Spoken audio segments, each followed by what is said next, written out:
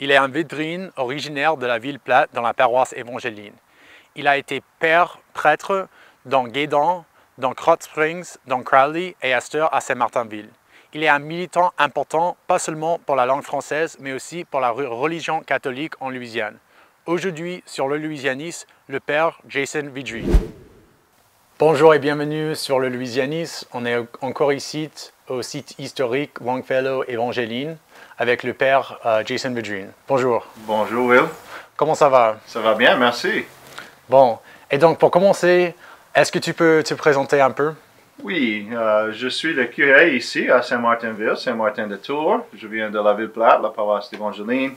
Je suis prêtre depuis 17 années et c'est une grande joie de servir ici à Saint-Martinville.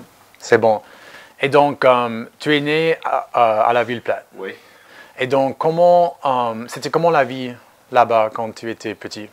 La ville Platte était un peu comme Saint-Martinville, un petit ville, c'est pas 8000 habitants et j'ai grandi dans la campagne et j'ai entendu le français chaque jour. Mes grands-parents parlaient juste en français et mon père a parlé le français comme ça, langue maternelle, la première langue. Ouais. Donc, j'ai entendu le français, mais j'avais étudié le français plus tard de parler. C'est bon. Et donc, raconte-nous un peu de comment tu as vraiment commencé de pratiquer et améliorer ton français.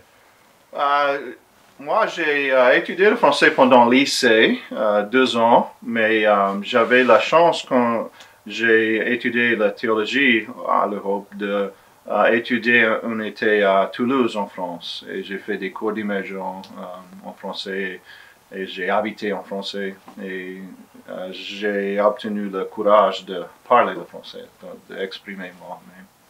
Et depuis mon ordination complète, je parle français entre les poissons tout le temps. C'est souvent. Et après que tu as appris le français et fait le programme d'immersion à Toulouse, est-ce que tu as commencé de parler avec tes grands-parents en français? Oui. J'ai retourné à la ville Platte et je pouvais parler avec mon grand-père et mon père et tout, oui. Mm-hmm. Et quand tu étais petit, quel pourcentage, tu dirais, des gens parlaient français à la ville Platte? Peut-être c'était 20%, peut-être. Mais juste 20 ans avant ça, c'était 50% peut-être. Ouais, même la majorité. Ouais. Et la ville Platte, c'est comment la ville? C'est une ville du Bayou, c'est plutôt une ville de... Non, des prairies, oui, des prairies. C'est le Mason-Dixon Line de français et l'anglais, en fait, la paroisse évangéline. Et la paroisse évangéline et ville Platte est des descendants des soldats de la France et les créoles français qui sont venus avant les Cajuns, les Acadiens sont arrivés. Ouais.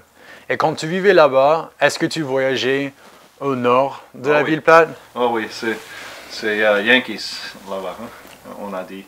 Non, mon grand-père a dit souvent juste 10 000 au nord de nous autres, ça c'est les Américains. C'est-à-dire, c'est les gens qui parlent le français, qui ne sont pas catholiques, qui travaillent différent, qui vivent différent. Donc, c'était juste 10 000 près de nous. Oui. Et donc, si les autres, ils étaient les Américains, qu'est-ce que vous étiez? Les Cajuns. Les Français. Les Français. À la ville Platte, j'ai entendu presque pas du tout les Cajuns. C'était KVPI, la station de radio, c'était la musique française. On a parlé le français, tout ça. On n'a parlé pas de mot Cajun, pas trop. Et puis, en plus de la langue, la religion, c'est une partie importante. La religion catholique, c'est une partie importante de l'identité. Et donc, c'était quoi ta relation avec le catholicisme quand tu étais un enfant? Oui, ma famille était des fidèles. On est allé à l'église chaque dimanche et le prêtre est allé entre nous, chez nous, pour les fêtes et pour visiter, les choses comme ça. oui, c'était une bonne relation et j'ai grandi avec la foi. Et est-ce que tu étais au courant du fait que en Louisiane, on est un peu l'exception du Sud que... Oh oui, bien sûr, oui, oui, oui. L'Acadiana, ici, dans le sud de Louisiane, bien sûr, c'est bien différent des autres places, oui. Ouais. Et donc, à quel moment est-ce que tu as décidé de devenir prêtre? J'ai grandi catholique, mais quand j'étais à lycée, j'ai fait des choses comme beaucoup de jeunes fait en lycée. Donc, euh, j'ai pratiqué le foi pas peut-être trop authentique ou sincèrement. Donc, c'était une retraite que j'avais fait pour recevoir le sacrement de confirmation, que j'avais une expérience de grâce de Dieu, de la miséricorde de Jésus. Et après cette retraite, j'ai prié un peu plus. Je suis allé à la messe et c'était quand j'ai prié que je pense que obtenu un appel de Dieu de aller au séminaire pour penser, pour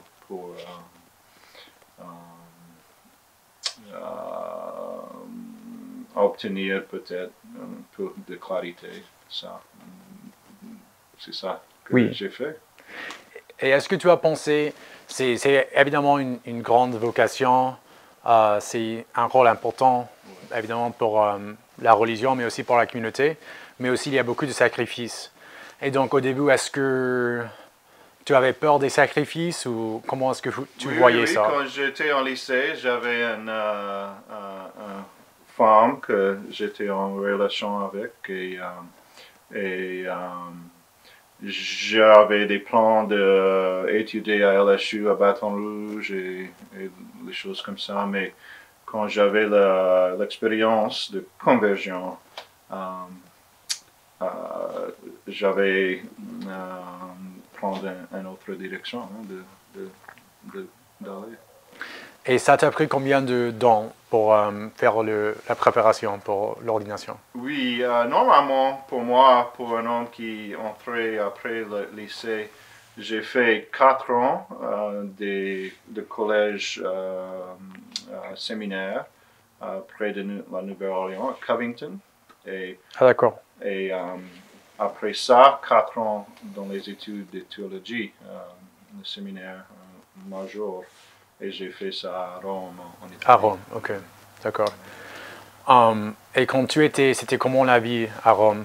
Ah, c'était extraordinaire. Juste pour vivre à l'Europe. J'étais jamais à l'Europe avant que la première fois que je suis arrivé comme un séminariste là-bas. Et c'est l'expérience du monde et de l'Église universelle, de toutes les nations, toutes les cultures, tous les peuples. Et c'était bien facile de voyager à l'Europe quand j'étais là. Donc, j'ai visité beaucoup de pays, des places que j'ai étudiées et que j'ai voulu visiter. C'était bien. Et quand tu étais là, est-ce que tu notais que les gens connaissaient la Louisiane et qu'est-ce qu'ils pensaient de la Louisiane? Oui, particulièrement en France. Quand j'étais en France, quand j'ai dit je suis de Louisiane, toutes les choses changent. Ah, bien. En Italie, c'était New York et Boston et les places comme ça que les Italiens sont venus. Mais en France, en particulier, oui, Ouais. c'est différent. Et puis quand tu es rentré de Rome, tu es allé où? Quand tu es rentré aux États-Unis? Oui, oui, oui, oui. J'ai fini mes études en théologie en 2006 et j'étais ordonné comme prêtre ici à Lafayette, la cathédrale de Saint-Jean évangéliste. Et j'étais envoyé à l'université pour être le sacerdoce, le prêtre à Notre-Dame de la Sagesse, Our Lady of Wisdom, à UL. Et c'était une vraie grâce d'être là avec les jeunes à l'université. C'est pendant 2 ans à UL, j'ai visité bien sûr les offices de KRVS et tous les programmes en français. C'était bien. Et après ça, je suis été à Guédon, dans la paroisse Vermilion, sur le bord du golfe du Mexique. Et c'était aussi une grâce pour moi. Beaucoup de monde à Guédon a parlé de français. Et après Guédon, j'étais à Krotz Springs, est de notre diocèse, au bord de Chapalaya. Et puis Crowley. Et maintenant ici à Saint-Martinville. D'accord. Et est-ce que tu as une église préférée ou une place préférée? Je pense qu'ici en Acadiana, tous les paroisses que les prêtres servent sont bien, sont bons. Le monde est bien. Mais j'aime beaucoup l'histoire et notre histoire et l'histoire de Louisiane, de Acadiana, le français. Donc, c'est une vraie grâce d'être ici à Saint-Martinville. C'est la 3e plus ancienne église en Louisiane. C'était fondé en 1765 par les Acadiens. Et il y a beaucoup d'histoires dans la paroisse, beaucoup d'histoires de la foi et notre culture, de la vie en sud de la Louisiane, ici à Saint-Martinville. Ouais. Et puis, donc, est-ce que tu as parlé en français avec les gens de la paroisse dans toutes les 4 églises ou? Oui. Il y a beaucoup de jeunes ici qui parlent français, mais les personnes âgées, bien sûr, à Saint-Martinville, tout le monde parle français. Et quand je visite les malades à leur maison, c'est en français. L'hôpital, normalement, c'est en français. Presque chaque jour, je parle français ici. C'est bien. Et qu'est-ce que l'Église peut faire ou qu'est-ce que l'Église fait pour faire revenir back le français dans la vie ici? Je pense que c'est une question qui est difficile parce que ici, on n'avait pas le practice pour la messe en français. Quand la messe était en latin et les prêtres ont prêché en français, mais quand les années 70 c'est arrivé en Louisiane et la messe était dans la langue de Jean, c'était déjà en anglais. On n'a pas beaucoup d'histoire des messes en français. Mais de temps en temps, je fais la messe en français. Je essaie de faire ça. Et je pense que le monde aime la messe en français, mais beaucoup de monde qui vient pour la messe en français parle français. Donc, c'est difficile. Ouais. Parce qu'il y a la génération perdue. Oui. Ouais. Et comment est-ce que tu as commencé de t'impliquer dans le mouvement, dans la communauté francophone de la Louisiane? Oui, moi j'ai travaillé avec Codefil beaucoup pendant des années que j'étais ordonné et chaque opportunité ou chance que j'aime beaucoup de faire des messes en français ou au festival et des choses comme ça. J'ai beaucoup d'amis qui sont des musiciens cajun, donc pour aller aux jam sessions et jam et là. Et c'était un peu une surprise pour moi que beaucoup de musiciens qui jouaient la musique cajun ne peuvent pas parler de français. Grâce à Dieu, il y a beaucoup de jeunes musiciens qui parlent français bien, mais les autres, pas trop. Ouais. Il faut donner des raisons pour parler. Oui, parler avec eux et d'encourager eux pour parler le français. Oui. Et donc, comme tu es prêtre, tu parles beaucoup avec les parishioners, disons, et sur le problème et ce qui se passe dans leur vie. Et qu'est-ce que tu trouves que sont les grandes préoccupations des gens dans ta paroisse? C'est, je pense, de vivre leur vie, de faire des choses qu'ils aimaient faire, mais c'est bien difficile aujourd'hui avec l'économie et avec la vie qui est bien occupée, qui est bien difficile. Donc, je pense que c'est juste d'être capable de vivre leur vie comme les gens. Autre temps, il y a beaucoup de gens ici qui avaient des jardins et des choses comme ça, mais aujourd'hui pas trop. Donc il faut travailler de manger, hein. Il faut travailler d'avoir une vie comme les autres. Donc c'est ça, c'est juste les problèmes d'aujourd'hui, hein, de tout le monde. De la vie moderne, ouais. Et comment est-ce que c'est quoi l'état d'esprit de l'Église en général, l'Église catholique à ton avis? Je pense que ici en Louisiane et sud de la Louisiane, ici dans notre diocèse acadien, c'est important encore pour les gens. Ça forme notre culture, vraiment. Notre célébration dans la culture sont basées, sont racinées sur l'Église catholique, la foi. Et ici, beaucoup de monde pratique la foi aujourd'hui et actuellement. Mais c'est un peu différent des autres parts des États-Unis, bien sûr.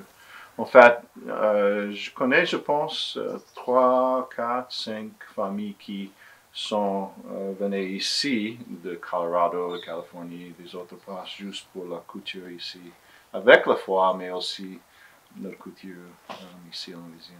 La langue et tout ça.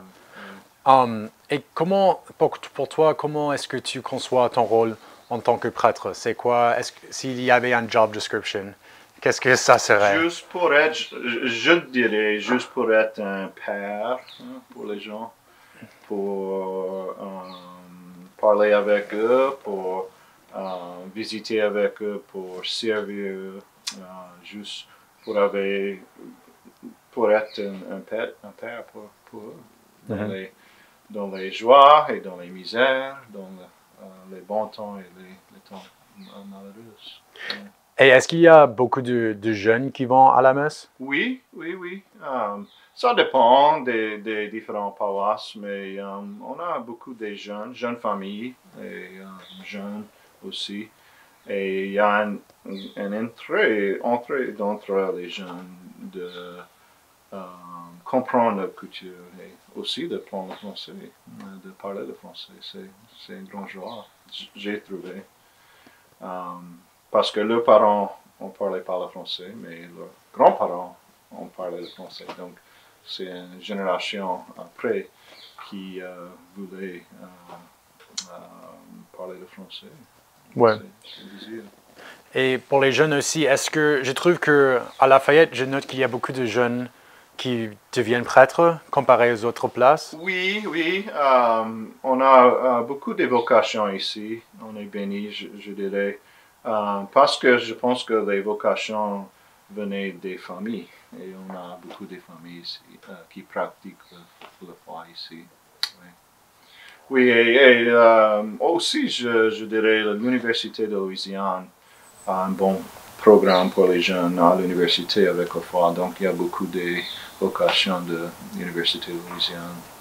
Et parce que, est-ce qu'il y a, hors de Lafayette, est-ce qu'il y a un manque de prêtres? Oui. Parce qu'on dit qu'il y a de moins en moins de gens qui deviennent Oui, prêtres. je pense que ça dépend. De quelques places aux États-Unis, il n'y a presque pas de vocations.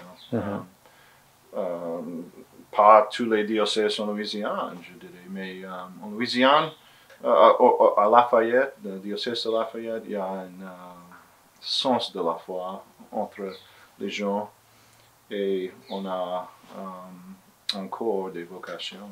Oui. jeune homme qui voudrait chercher si les vocations pour eux. Ouais. Et donc, qu'est-ce que, pour ces jeunes hommes et puis pour les gens en général, comment se différencie la vie d'un prêtre, d'un père, d'une vie normale dans les grands thèmes, en fait? J'imagine qu'il y a beaucoup de différences, Oui, mais... il y a beaucoup de différences, mais aussi, il y a beaucoup de similarités, je pense. Si un jeune homme vient de notre culture ici, les prêtres, comme moi, aiment la musique chrétienne, aiment tous les festivals, aiment les boucheries, toutes les choses dans notre vie. La grande différence est que je n'ai pas une famille pour moi. Je suis pas marié, mais la vie est la vie.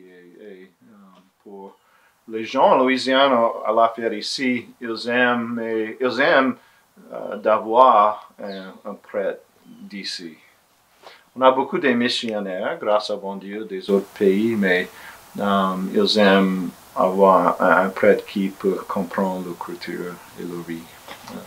J'ai trouvé. Ouais, tout à fait, parce que je crois que ça aide à la communication et tu te sens plus à l'aise.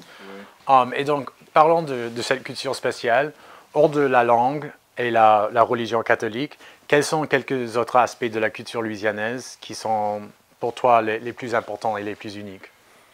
Je pense que c'est le sens de la famille, bien sûr, dans notre culture encore.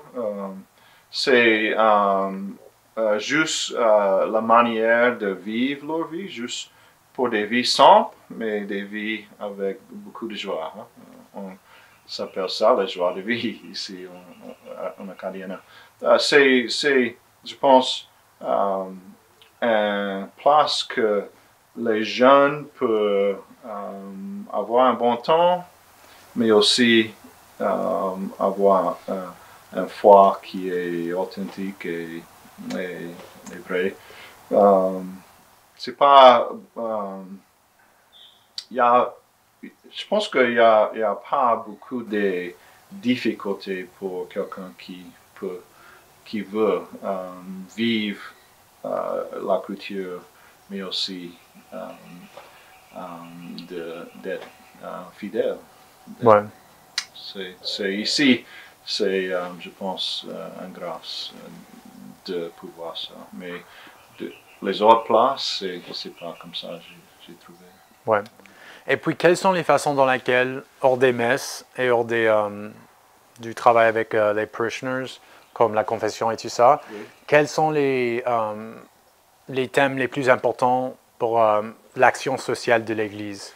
Oui, ici, on est béni parce que beaucoup de monde qui sont fidèles comprend que c'est nécessaire aussi de servir les autres, d'être les vrais frères et sœurs aux autres. Donc, par exemple, ici à Saint-Martinville, l'Église a une cuisine pour cuisiner, la cuisine pour 200 personnes chaque jeudi. On a une maison pour les femmes qui sont dans les instances difficiles pour vivre ensemble. On a un Bosco Center ici, ça s'appelle Bosco Center pour les enfants dans la rue qui sont disparus.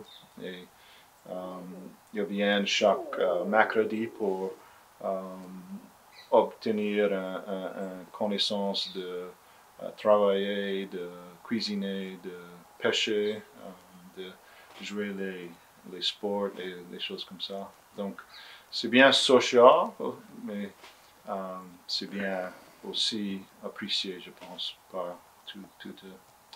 Ouais. Et puis, un des focus de l'Église dans les dernières décennies aux États-Unis a été l'abolition de l'avortement. Oui. Et puis, cette année, ou l'année passée, pardon, il y avait le renversement de Roe v. Wade. Et donc, comment est-ce que ça change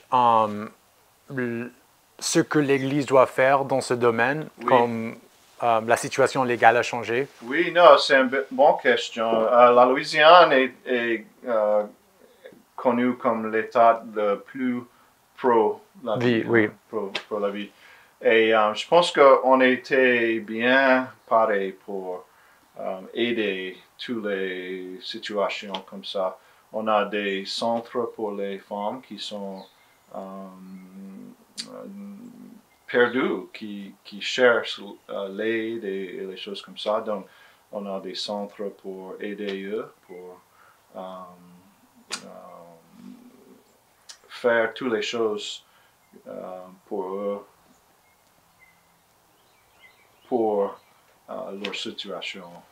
Donc, je pense que ici en Louisiane, le monde est bien généreux en général pour beaucoup de choses, et particulièrement pour les situations, pour la femme ou les hommes qui sont dans les temps difficiles avec l'issue des enfants. Et donc, ça fait partie aussi de l'action communautaire et sociale de l'Église. Oui. C'est intéressant. Et puis finalement, je voudrais vous parler un peu de qu'est-ce que tu penses de la situation actuelle du français en Louisiane. Ça, c'est une question qui est difficile. Il y a beaucoup de monde qui sont négatifs, qui veulent dire que le français est perdu. Moi, je pense que le français n'est pas perdu. Il y a un grand intérêt dans la langue française, dans notre culture et l'histoire. Il y a beaucoup de jeunes qui peuvent apprendre le français. J'espère que tout le monde qui parle français et peut parler le français peut aussi aider les jeunes pour parler le français. On a une école émergente qui est indépendante des autres écoles, Saint-Landry, Orneville, il y a le centre Saint-Luc qui veut aller à une école pour l'immersion pour les adultes. Donc il y a un grand désir et il y a des ressources, mais il faut réaliser que c'est notre histoire, c'est notre langue, c'est notre gens, c'est notre peuple, et il faut batailler pour préserver, pour avoir une vie dans le futur en français. Ouais. Parce que... Et grâce à Télé-Louisiane et tous les efforts que vous